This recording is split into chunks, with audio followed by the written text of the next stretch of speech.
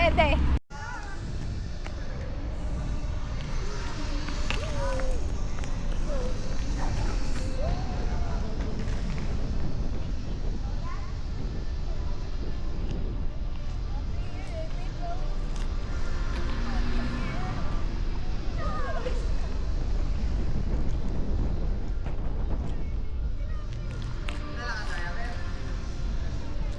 Paano nga?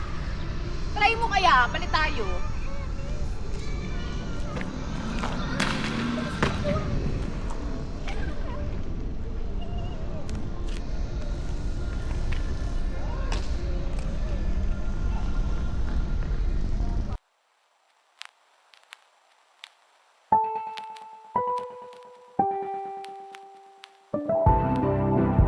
Sa mabilis na takbo ng mundo, madalas nating malilimutan na ang pinakamahalagang bagay ay hindi nabibili na sa labi.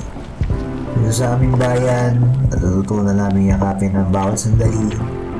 Hindi namin kailangan ng maraming hotel o mamahaling mall. Ang kailangan lang namin ay ang isa't isa.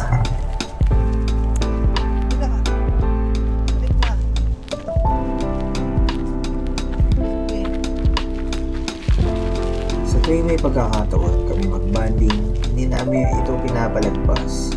Para sa amin, ang oras ay isang regalong hindi na may babalik. Kaya naman sinusulit namin ang bawat segundo.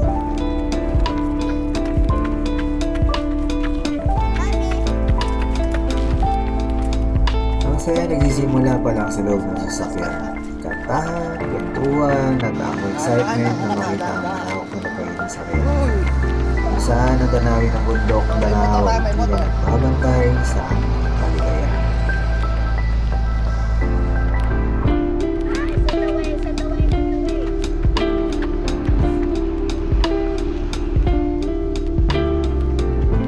Sa mga sandaling ito, napanood ko lang sila, ang kanilang mga ngiti, ang pawis na tumatagaktak sa kanilang noo, at ang walang umpay na pagkawa. Mga memories na alam namin hindi nila malilimutan. Gusto namin maranasan nila ang buhay sa labas ng mga gadget at screen. Gusto namin maramdaman nila ang damo sa kanilang paa at ang sikat ng araw sa kanilang balat.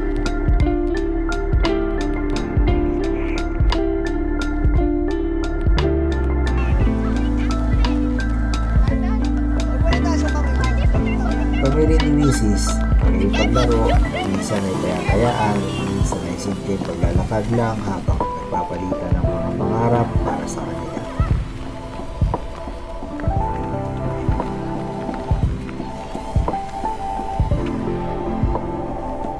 Ba't nawawala ka naman, mami? Walang lamesang may lelang gabi, walang waiter, nanikod na kami sa sakyan na nagsisilbing hapagkainan. Pero kahit simple, ito namin napapatunayan na nasa maliit na bagay sa buong pamilya ay sobra-sobra na kami masaya.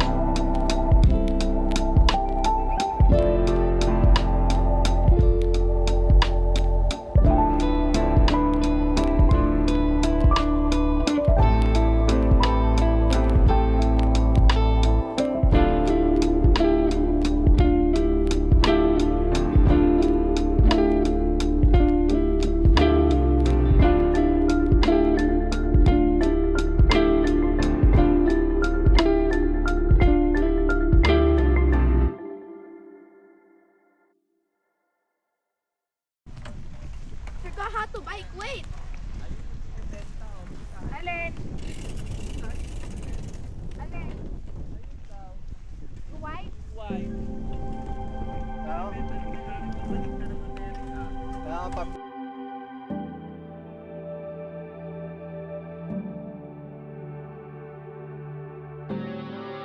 Maraming magulang ang nagtatrabaho ng gusto para maibigay ang lahat ng luho sa kanilang mga anak at hindi masama yun.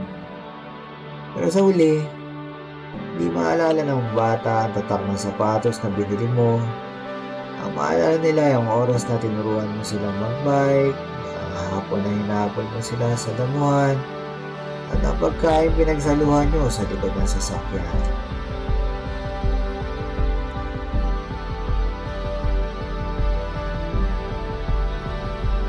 Ang buhay ay maikli, Huwag nating hintayin na maging perpekto ang sitwasyon bago tayo maging masaya.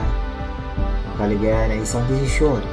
Sa pamilya namin, pinili namin maging masaya sa maliit na bagay. Dahil sa dulo ng araw, ang pinakamagandang legacy na maiiwan natin sa ating mga anak ay ang core memories, isang masaya at matatag na tahanan.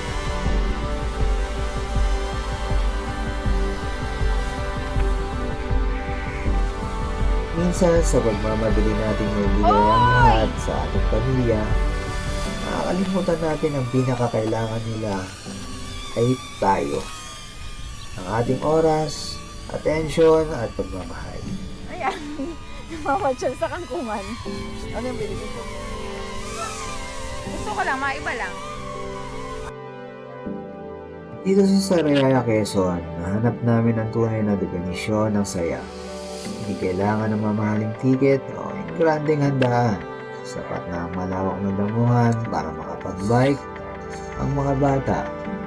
Takbuhan na walang upay at simpleng salo-salo sa likod ng sasakyan.